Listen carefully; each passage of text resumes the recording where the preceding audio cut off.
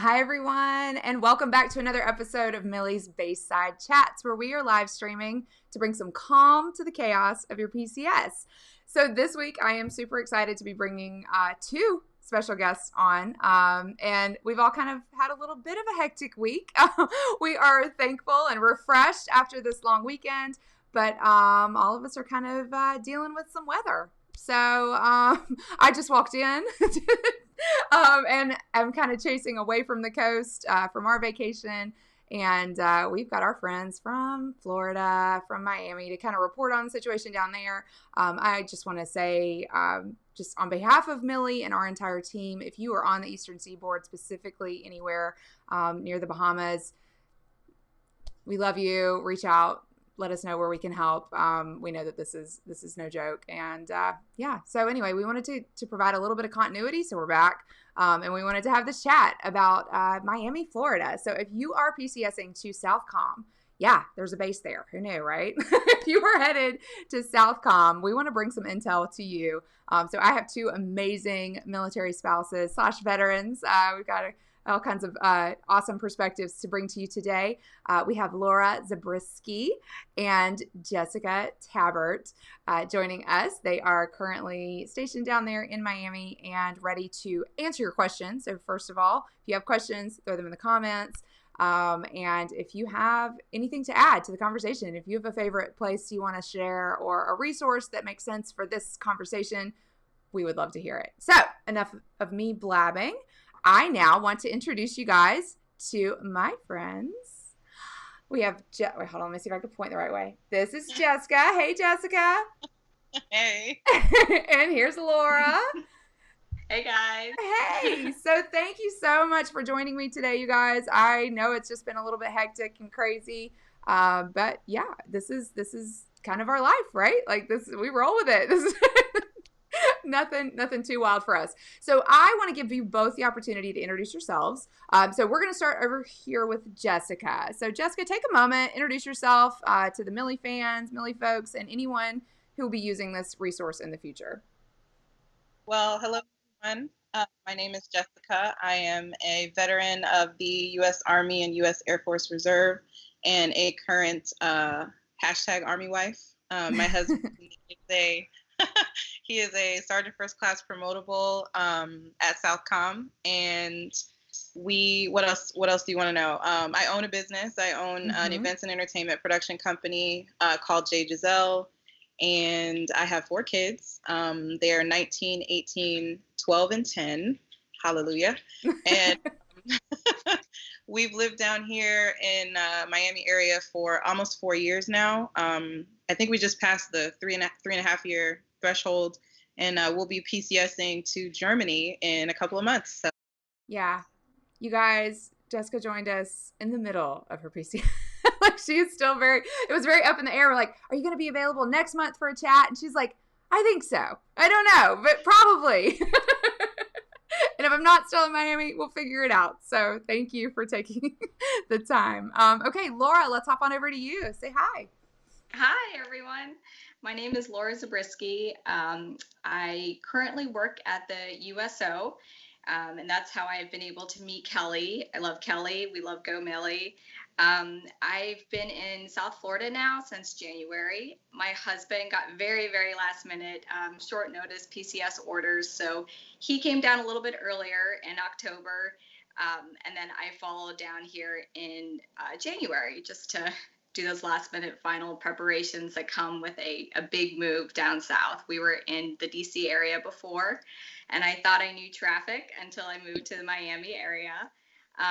No kids yet, hopefully soon, but that brings a different dimension to it. You know, I think that being at the level we are and not having kids, sometimes it would be nice. It's a nice way to meet other moms and other people in your community. So, you know, hopefully that will come our way pretty soon. But in the meantime, just enjoying getting to know South Florida.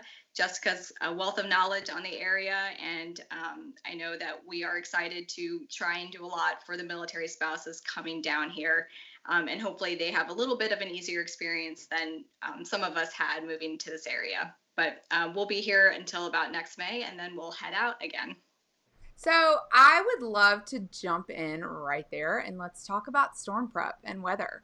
So I don't know, Jessica, you're not originally from the Florida, like Southeast, are you? You are. Okay. So you're a little more versed on this and you might even have a different attitude. So I was just at the beach with a bunch of Floridians and I was losing my mind because I'm like, oh my God, we got to go. This isn't safe. And they're like, it's fine. Like, so pretend like, and maybe Laura, this might be your experience. You've moved from somewhere else that doesn't experience the sort of tropical weather patterns and kind of constant threat of stuff like this. Like, maybe talk to me, Laura, first, you about your experience and like how have you gone about preparing yourself or like learning, I don't know, just absorbing all of the hype in the media around a storm, and how do you balance that? Sure.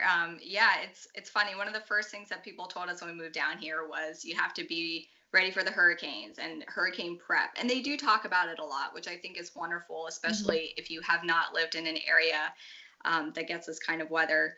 But it's one of those things you kind of put off because you're like, I wouldn't, I'll get that together at some point. And then when Hurricane Dorian became such a big deal, and there has been a lot of hype about it, and I think rightfully so, being a Category 5 storm. So thankfully, my spouse, he was able to be here and help me get some of the shutters up and help make sure we had gas in the cars and extra toilet paper and all that stuff. But we do have some friends that husbands were TDY or their service member was TDY. So we've been checking in with each other. You okay? Do you need anything? And I think that's one great thing about this area. Those like Jessica that have been here a little bit and have seen this, they've been great about reaching out and just we have a good online community to make sure that we each feel supported, and especially if our service member's gone. That's fantastic. Yeah, I think it's so crazy, like how the length of time that you have to be kind of thinking about this, but then also, I don't know. Yeah, you're right. Like it's almost like it's flood insurance, right? I'll buy it next year or I'll buy it later. No, actually, no, you can't. Like you have to be prepared. Jessica, talk to me about like, what are some ways that people can stay really prepared and vigilant? Like what are your go-to kind of prep situations, and when do you get nervous?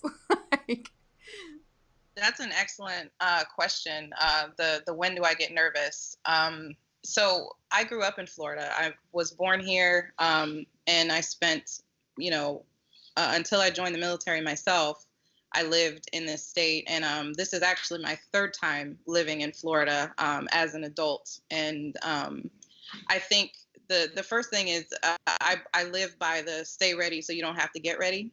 So that's great. You got to make sure that you have the basics. The stuff I was raised to have, it's like the OG mentality. Like I have a radio that just catches AM FM channels. Now there are lots of apps and things like walkie-talkie apps and that, and sometimes those things don't work. So sometimes the best way to get the information that you need about what's happening if you've lost power, if there's no other source of information, is through just a regular old AM FM radio. I also, my husband and I, because we're both, I was in the Army for longer than I was in the Air Force, and he's still in the Army. So we're those crazy people who keep like MREs and, we have like our getaway bag type of thing, in case stuff goes left in the world. So we use that as part of our hurricane prep. So we have non-perishable food items on hand all the time. And that's hard to do. I'm telling y'all, those of you who have kids, they'll eat anything, everything. Right. Hurricane snacks. Hurricane snacks. So we try to stay vigilant about keeping that stuff updated. And then just basic things like I learned with Hurricane Irma from 2 years ago about the doggy potty. You can create a dog potty for those of you who are have pets. I've seen that. Basically, like a swimming pool, like a $20 kiddie pool. You put sod in it, you put towels in it, and that way your dog can use the bathroom during a storm, and you don't have to take him out in the weather. Because my dog freaks out. Well, they're scared. Isn't that brilliant? Yeah. I take credit for that. That's not mine. I mean, thank you. I'm writing that one down, So Jessica Birch, our content director, actually evacuated from Cape Canaveral, which, was like dead center, headed straight for them. And she shared a tip with us the other day. She couldn't find any ice, like the stores were sold out of ice. So she'll let me share this. It's fine. She froze box wine, like the boxes of wine with the bladder of wine inside. She froze them, and they kept her cooler so cold. It's like that's genius. That's next genius. Level. Yeah. I don't want to. I'm not trying to promote alcoholism, but if there's one thing that Floridians do well, it's knowing how to multi-purpose that alcohol. I mean, there are people who freeze like beer, I guess, and it expands when it's frozen. Yeah. So they freeze it till it gets like slushy, and they use that to I don't know. I hear some crazy stuff. You're brilliant. We went to college in the coast, so the hurricane parties are a real thing. So, but don't do that. Be safe. Get out. If you're told to evacuate, go. Fun fact: the Coast Guard is not happy with you if they have to go rescue you. I learned that also from Jessica. So follow the rules. Yeah. I will say that when I get worried, so Hurricane Dorian was strange, and it's a good example because it was a long wait period. Like the hurricane's coming, and as is typical for those of you who don't live here, water, bread, and certain non-perishable items go first, and they go fast. So my husband and I kind of started like checking our prep stuff, making sure we had everything. But Dorian was a very slow-moving storm, and as it continued moving slowly, it grew in intensity. Mm-hmm. So we were prepared for either, hunkering down and riding it out or evacuating. And I feel like that's just the way it has to be. You have to be ready for either eventuality. So we have we'll go through and check like our food stores. We'll make sure that we have, enough gas in both vehicles, like that we have all the stuff we need for our kids. We have like I said, we have our gotcha bags, like the ones we pick it up and we go. Included in that is like our important documents. And FYI, everything, this is a military tip. This is not just a hurricane tip. Literally every document that's important to us is scanned in a drive somewhere. It's Google Drive or Dropbox, whatever you like. Just in case something happens, if you get caught in a hurricane, the last thing you want to be worried about is where are my kids' birth certificates. So we have copies of all that stuff. Or the movers accidentally pack it up. If movers pack it, you need it. Everything is like digital. And so this is actually a good segue because a lot of the stuff that we use for hurricane prep is also just basic milspouse stuff. Right. Make sure that you're thinking ahead of the emergency, thinking ahead of the PCS. So I feel like that's an unfair advantage, I think, for milspouses in hurricane situations because we tend to think like, okay, if I have to pack all this up and leave in a day, what's first? And that's how it is being in the military anyway. So that is so true. And we're totally fine, like just us and the kids or grabbing like all the things in the car. We do it all the time. We know how to pack the car even, like to where where most people probably don't do that often. Tetris masters is what we are. Fun. Okay, well let's do that. Let's continue to segue. So Laura, you moved most recently. Tell me about your process. Like, where do you even start? You're moving to Miami. Like, that's it's just one of those areas that are just huge and daunting and overwhelming. It's not like, a smaller installation that has like 2 little cities and you just pick and you go from there. Like, tell me about your process and like, what are your recommendations for people moving down? Let's just start there. Sure. Yeah. Well, first I was like, what's down in Miami? Like, I had no idea that there was even, SOUTHCOM was down here. And like I said, it was a very last minute PCS notification that we got. So ours was a little bit more condensed because it happened so quickly. We didn't really have time to think about it, much less really prepare for it. Thankfully, I was able to fly down after my husband got there. I was able to come down and we were able to kind of scout out a couple houses, but that's it. What neighborhoods do we live in? How long is it going to get him to get to work? Because this area is very spread out with the traffic. So the process was really, he was down here in his spare time. He was able to kind of scout out some locations. He just basically lived in a hotel for the first 2 months until I came down here. So We were able to find a great house in a great neighborhood. And that was a lot of Drew, my husband, talking to his coworkers. What do you guys think? We don't have kids yet, so thankfully we don't have to worry about the school system, which I know does weigh heavily on those with children. But even then, just what kind of lifestyle did we want? We knew we didn't want the South Beach experience for the two of us. We have a dog, we need a yard. So in the future, knowing about Millie, I think it'd be wonderful to utilize kind of the scout system that you have in play. But at the time, we just kind of went down the list on Zillow and learned very quickly that most places actually ask for 3 months rent up front. Wow. That's not common in this area, which is something I wish we had known. I think the command is trying to get that out more, and I think they're actually trying to institute some legislation to hopefully help with that, because we're talking easily $10,000 up front, and a lot of families have to take out loans to even just make that payment work. So it worked out for us. It was quick, but I think there's a lot of hope that we can make it better for those that follow after us. Wow, that's huge. And there's no real true installation housing. Like there's no base housing down there. No, yeah. Jessica, maybe talk to us a little bit about that. Yeah, like what is the actual like structure of the assignment, I guess. Like everyone kind of just lives out in the community, right? I mean, yeah. Yeah, there's no SOUTHCOM is strange in that it's not what we would think of as like a traditional base structure. So most people, they'll find a neighborhood that just, speaks to them for whatever reason. If you have kids, a lot of folks will live up in Broward because the school system up here is really good. That was influential in our decision to live in Broward. So we live about, on a good traffic day. So think summertime traffic. We live about 30 minutes from SOUTHCOM in West Broward. And a lot of folks will move south of Doral, the city where SOUTHCOM is called Doral. Okay. And a lot of folks will move south of there. There's a huge contingent of people who live like in, I live in Pembroke Pines. There's Cooper City. There's Hialeah. There's Kendall. There's folks that commute from all over.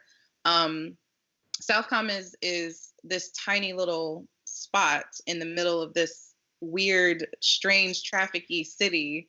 And traffic, like Laura said, is kind of crazy here. So just know that when you move, like some days, like I said, on good traffic days, about a 30-minute drive, but if it's a bad traffic day, it could easily be an hour and a half commute. So why is summer a good traffic day? I'm curious about that. Because when school is out, there are people on the roads. Okay. And teachers and like students, like they're just people. The school system, I guess, being out, there's a whole economy around the school system, so it's easier to drive in the summer. And the two main counties are Broward and Miami-Dade, and they don't start school at the same time. So even though Broward County might be back in school, Miami-Dade isn't yet, or vice versa. So you just got to know that and navigate your day accordingly. And it's one of those things that you just learn from living here. So if you have like a doctor's appointment, for example, just do yourself a favor and leave your house an hour ahead of time. If you have extra time, then that's when you go, coffee shop. That's when you like sit in your car and send emails and watch Facebook Lives. I mean, I'm just saying. Yeah, it's like, right. So I am thinking about other sorts of bigger cities and commands where you, God, I had the best thought and I just lost it. Okay, we'll skip it. It'll come back. I was gonna make a comparison to like Tampa. Oh, I know what it is. Okay, there we go. It came back. So I know some areas like Tampa, the DC area, like some of those sorts of jobs in general. When we're talking about commutes and service member quality of life, right? Like how much time are they spending in the car? Do you guys feel like this is another one of those areas where just hours are brutal? So consider that too. So you're talking about an hour commute-ish on top of an already really long day. So yeah, we always tell folks that depending on where the job is or what the job is, you might want to have that conversation also. Like it's not just, cut out at 5 o'clock and go home necessarily. It could be really late. Right. And funny in this area that I found is a lot of people I've met who have decided to live close to the base, in the Doral area.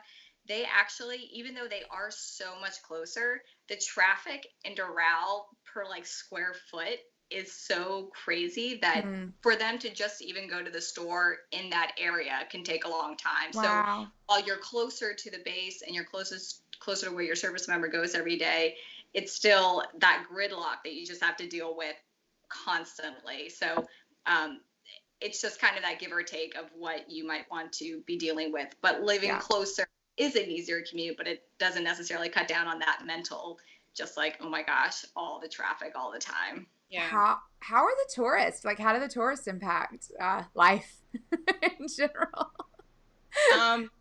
Well, so tourism here, it's one of the highest economical things that we have going for us in South Florida. Tourists typically don't hang out. So Doral, again, is strange in that we have Dolphin Mall in Doral, and Dolphin Mall is very close to the airport, which means that if you go to Dolphin Mall any given day, you'll see random people with like suitcases because people to go to the mall while they're doing their layovers. Other than really that, and like a lot of the really cool places, the food situation here is stupid, nuts, wonderful. I've heard, it doesn't make any sense to eat this all the time. Don't diet in Miami, like save that for another time. So don't diet down here. You're gonna fail. So knowing that, a lot of tourists hang out in like the Wynwood area. Wynwood is our hip, artsy. All of the buildings are, mural painted, and it's really beautiful. It's a tourist attraction in and of itself. Isn't that the big festival too? What's the art festival that you guys have? Art Basel. Yeah. Art is every winter. It's in December usually, like the first week in December. Huge deal down here. Yeah. Tourists like to go to South Beach. I still don't know why. I can't figure it out. Like, why go down? It is like the tourism capital of Miami. I don't go to South Beach for any reason other than work. Like, if I'm not getting paid, I'm not going down. That's a good way to put it. Because it's great people watching though. It's great. So good. Like, if all you just want to. Yeah. Oh my goodness. If you want to sit at like a cafe on there's like a restaurant row area on South Beach. You just sit there with your cafecito and you just watch people. It's magical. It's just better than the airport. I promise you. Okay. So, but yeah, tourism is great. The good thing about the fact that there's so many tourists is that there's a lot of activities that are scheduled every year. So you can kind of plan your year around certain different things: music festivals, art festivals, food festivals, exhibitions, different travel benefits. Winter is our peak season. So like wintertime for us, starting in, I'm going to say like late September all the way into sometimes late February, is like lit for events. Like there's just stuff going on all the time because people want to take advantage of the nice weather. Because the whole rest of the year, it's like living on the surface of the sun, so you don't want to go outside. So tourism is great because it just kind of gives you, it sort of adds a little something special to your quality of life as a Miami resident, right? And I also want to point out to the people with kids, there's a ton of stuff to do with your kids. You just have to know where to look for it. And because a lot of people think party when they come to Miami, and that's 100% true. But then there's also family stuff. We have great aquariums and zoos and wildlife preserves and parks, and Wynwood is free. Like there's events that happen in Wynwood, but you can walk around Wynwood and just look at the walls and you'll just be happy doing that. So yeah, there's tons to do down here. That's so great. So Laura, what are some of your like favorite festival events? Like what have you been most excited about since you've gotten there? Oh gosh, well I am a beach girl and I'm like a palm tree girl. I'm solar powered, so this has been wonderful for me. That being said, it is very hot a lot of the year, and so getting here in January, that was like prime beach time. And then really starting in like April, you're like, I don't know that I really want to be outside for that length of time, but thankfully, as Jessica said, there is a lot to see and do here. One of my favorite things to do, I like to go kayaking down at the Virginia Key area off of Biscayne Bay. It's like a little nature preserve, a great spot to see manatees in the wintertime, and just kind of feel like you are not in the middle of a big city until you round the corner and you see the metropolis that is Miami. But there are a lot of great places to go hang out and to feel like you are away. So you have the city life, which is wonderful. All of the festivals, you have the shopping, you have the cultural experiences, a lot of which I've yet to take advantage of, but I have a bucket list already that I'm excited to get to. And then you also have, the Keys aren't that far away. You have the Everglades close by. Even Fort Lauderdale and north, there's a lot really pretty and quieter beaches, more where the locals go. So this area there, it's not, you have to be trying hard to not find things to do. And to Jessica's point, for all ages, families, single, there really is a lot to do here. So it is a wonderful place to be. What is your favorite beach? I'm going to write it down. My favorite beach? Yeah, okay, so I might spoil it for you. Only tell me if you're okay with it being on the internet, but I would love to pass it along. Yes, so I want to make sure, hopefully I'm saying it right. So there's this really long, it's called the Causeway Bridge, that brings kind of regular Miami out to Biscayne Bay. Or Biscayne Key. Jessica might know better. But anyway, that entire length, there's a beach, and it's really shallow, and it's wonderful to go paddle boarding or hang out, and it's dog friendly for portions of it. So we have a dog, we have a lab mix, and he was not a water dog, even though he's part lab. And we were like, we're going to make you a water dog. So we'll go there and just hang out, and it's super chill. And it's just shallow, no waves. So it's just a nice place to kind of park yourself and hang out. Cool. Jessica, what about you? Favorite beach? I have two. Hollywood Beach is my go-to beach. That's really family friendly. There's a boardwalk. I don't know if you call it a boardwalk, but there's like this really cool like outdoor area all along Hollywood Beach. It's very family friendly. There's dog friendly areas as well. And then my second favorite is Haulover Beach Park. So okay, let me clarify what I'm about to tell you guys. Haulover Beach, I think it's the northern third of Haulover Beach is a nude beach. I've never been there, so. Just full disclosure. Approach with caution. So when I'm pinning this on our Millie local map, I need to be very clear on which side of the, and it's secluded, and like everybody who lives here knows about it. So it's not like you're just going to walk up and see people in their glory. No. I love Haulover Beach Park because they have these really amazing picnic areas, and they're naturally shaded with trees, and it's like a little path to get you out to the beach part where you can sit on the sand and do your thing. So those are my two favorites in terms of beaches. And then like for outdoor, just water activities, man, there's no shortage. Like the Keys area, I love being down in that area because it's just like the water is so gorgeous, and like you can take boats out there. If you're a deep sea fishing fan, there's a ton of really cool places that you can go, like charter boats and stuff, where you can just get on a deep sea. I don't fish like that. Like I'm not hardcore. Like my family feel like my kids fish, my husband fishes. I'm not really about that life. So I usually go along for the boat ride and picture. You guard the cooler, right? Is that? And I sit there and I make commentary on their fishing skills when I have. Sure you did that right. Did you hook that right? I don't think you did that right. I'm just sitting there with my drink, and but yeah, there's just like the water activities here are, if you come here and you say there's nothing to do, it just means you're a boring human and you should probably stay in your house in your AC. So does SOUTHCOM have any sort of infrastructure for like an MWR where you could rent equipment or anything like that? Do you guys know of? I don't know about equipment rentals specifically, but there is the ticket office. So for those of you who, are coming down here, Disney and like the Orlando Universal Studios like area is about a 2.5, 3 hour drive north. And there's tickets to there through the MWR. I think it's called, I don't remember. It's like another acronym. It's something tickets. So there's tickets to like Busch Gardens, which is in Tampa. There's tickets to like Disney. There's Universal, like water parks, etc. For equipment rentals, I live in a neighborhood where like my neighbors just have stuff.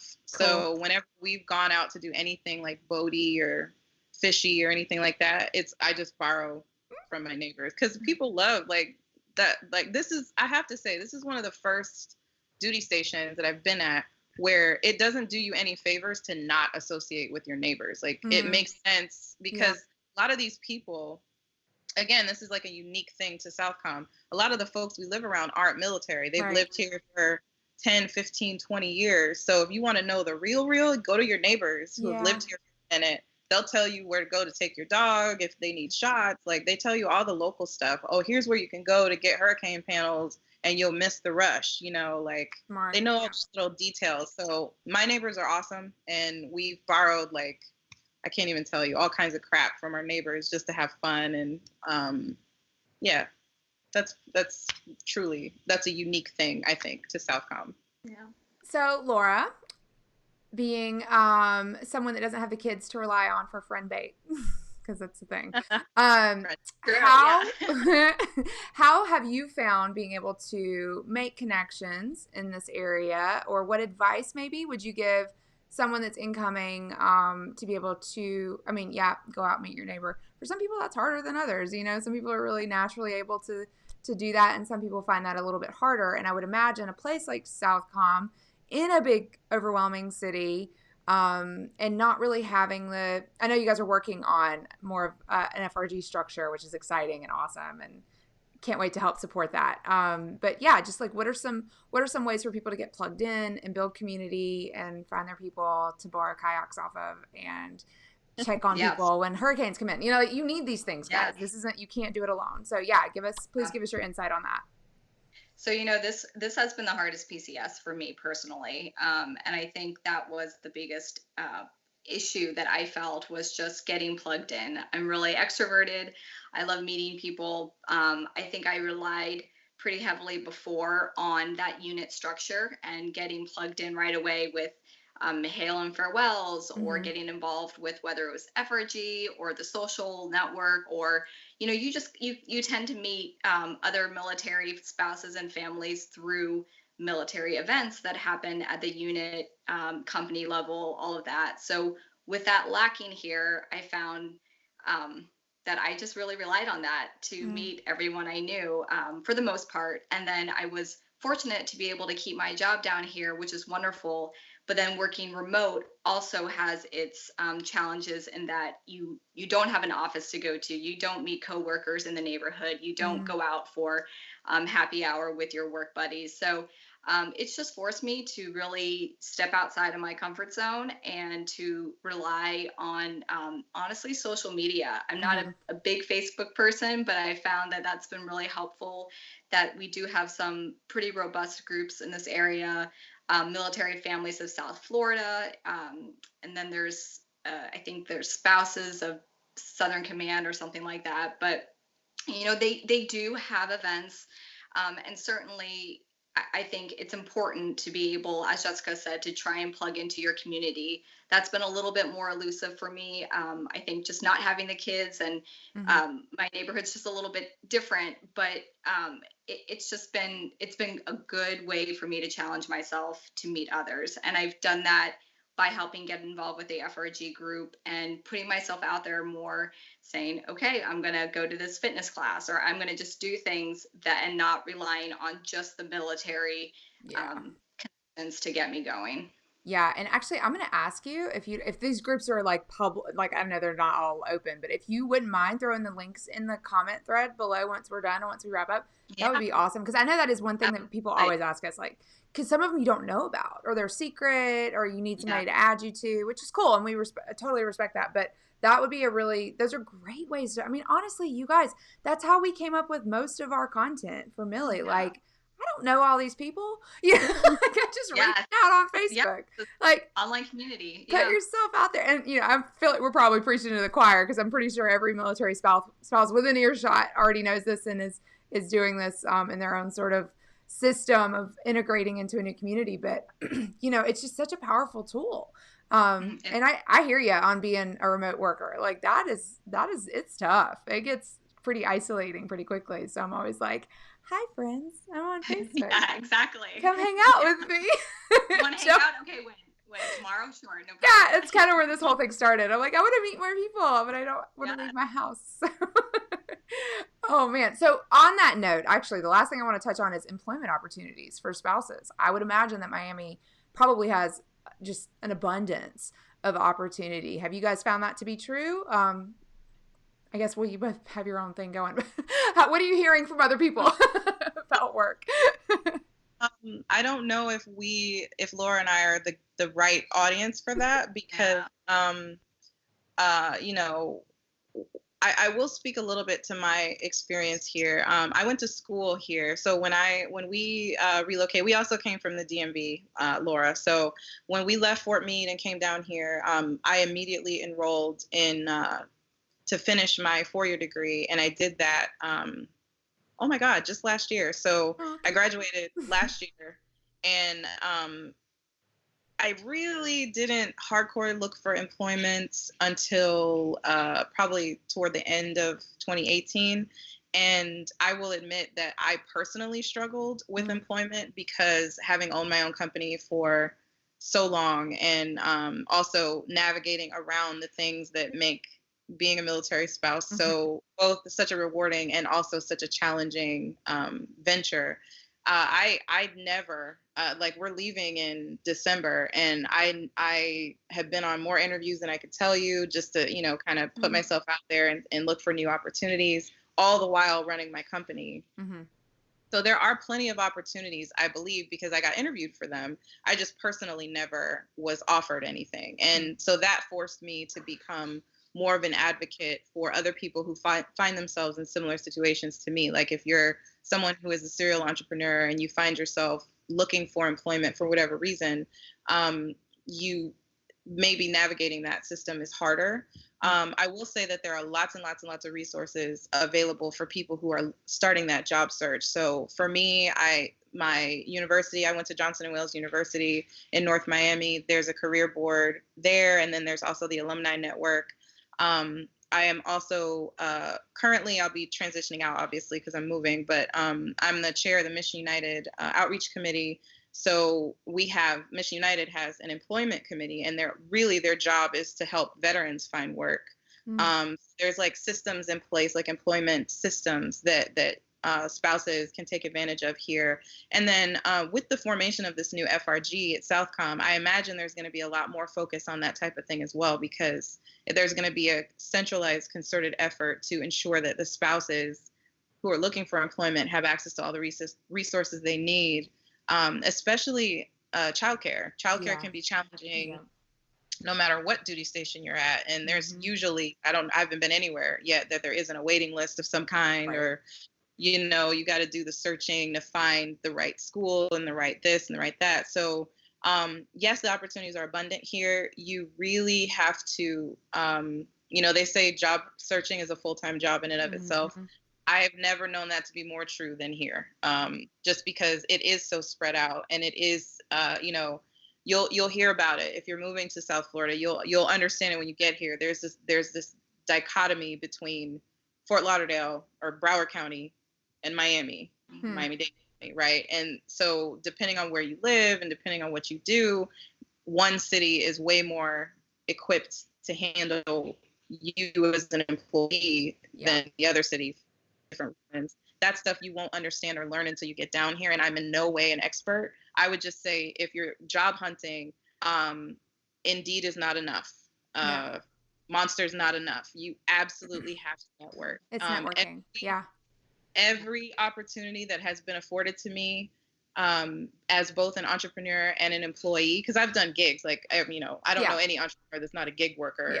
But in terms of like W-2, I have a job type stuff, I don't see anyone getting hired here without some form of networking in their repertoire. And thankfully for you, dear viewer, they're the three of us, between the three of us, I think we can point people in the right direction for certain resources, but you got to do the work. This is not like any other duty station where you walk in and there's like, here's our spouse employment opportunities, pick your favorite and have a good life. No, this is out there. You got to go to these events.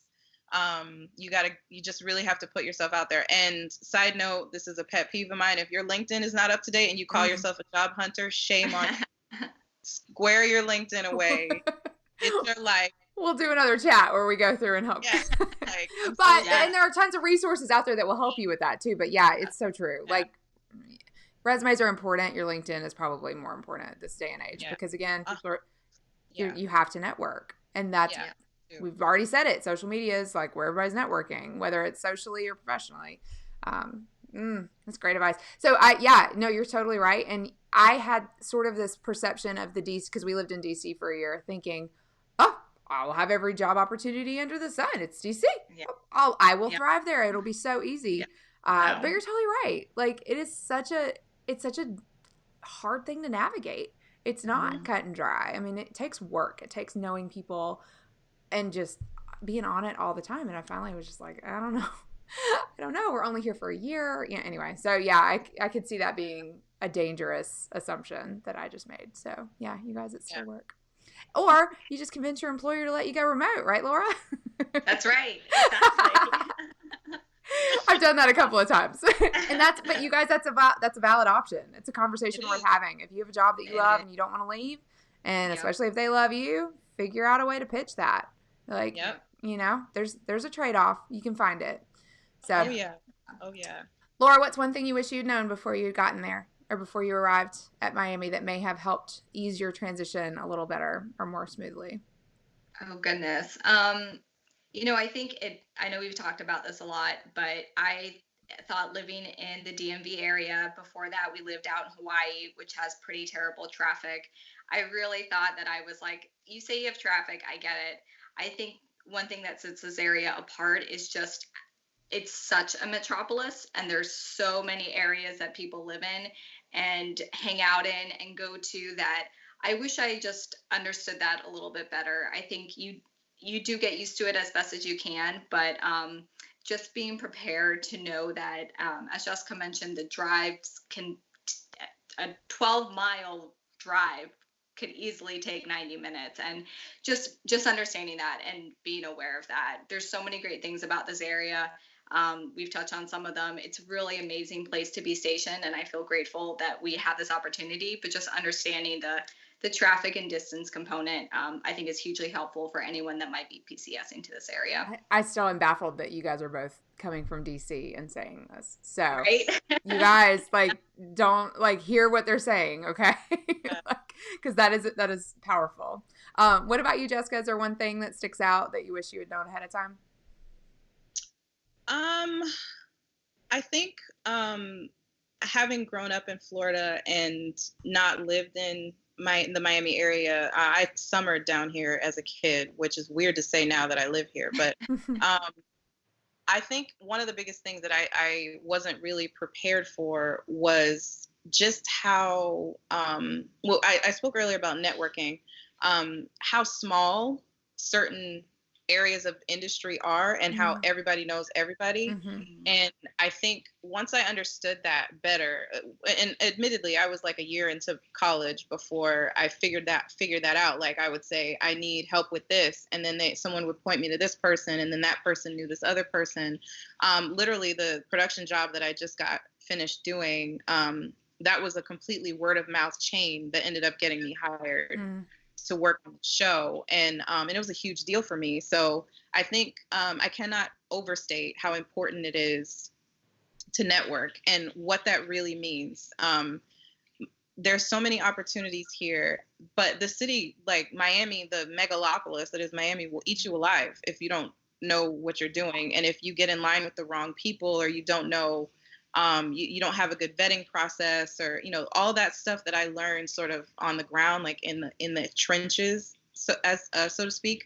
So if there's one thing I would want to offer as an assist to other spouses, is just how to network, where to go, what little things, like what types of events to avoid, what type of like opportunities. There's somebody always trying to run some kind of scam down here, so don't fall for it. Like if it's ambiguously worded, or if there's details missing, and and your spidey sense is telling you like this is not 100%, don't freaking go. Like don't sit back for an hour and get there and discover that it was just, the whole thing was just some big pitch for you to buy their product or service. There's nothing wrong with that if you're informed.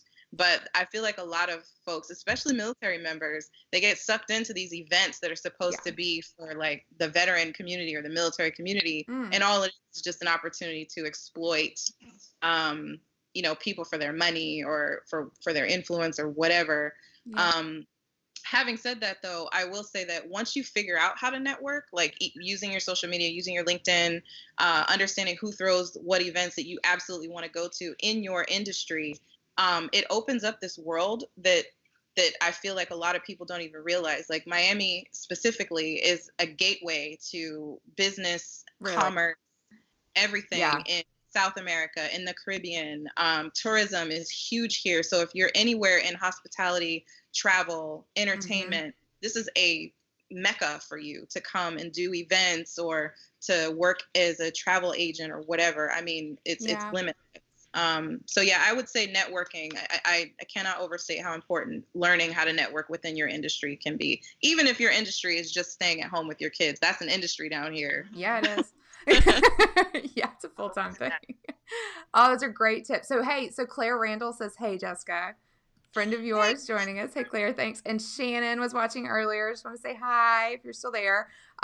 So we are probably going to wrap with my final question. And I know I've already asked you your favorite beach. So we're going to think outside of beach.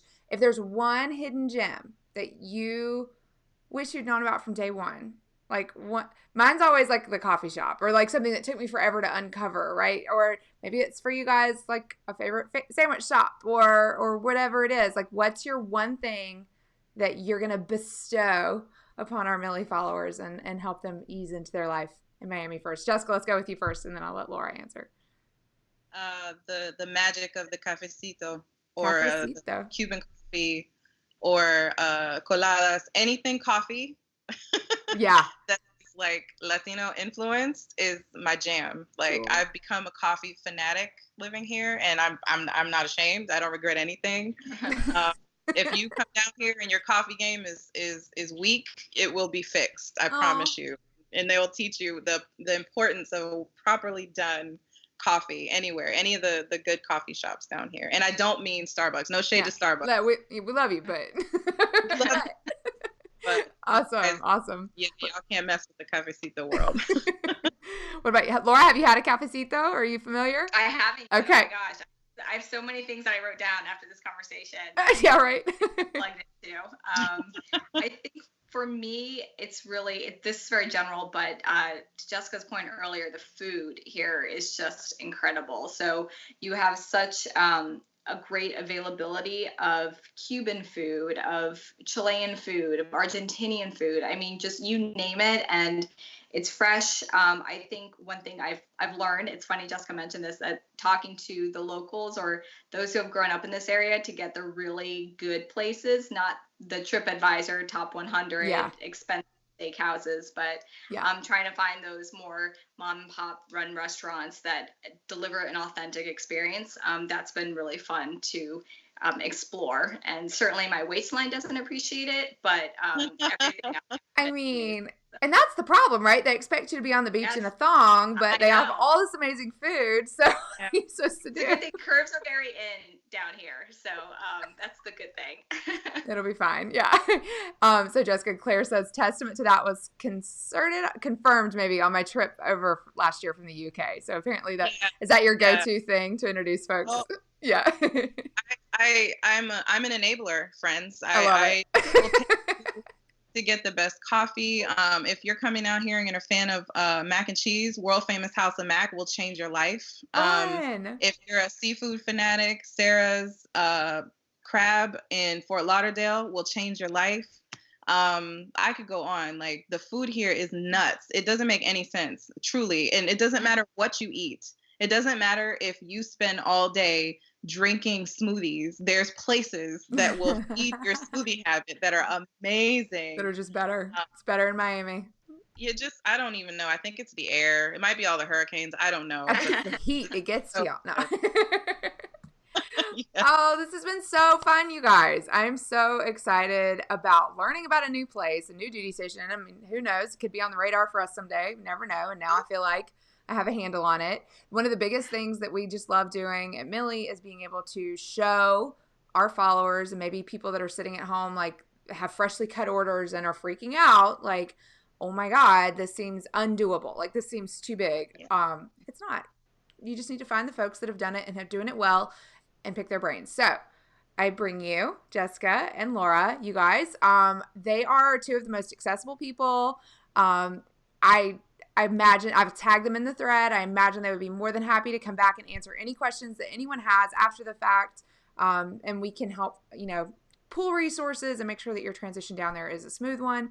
Also be on the lookout for information if you are headed to SOUTHCOM about the FRG that is now being, stood up, which again is exciting for so many reasons. I think some of these duty stations that are dispersed like this, or the commands, you can get lost in the sauce, and it's always hard to find that group or that unit or organization that takes charge and kind of takes the lead for making sure that the families are connected and, organized.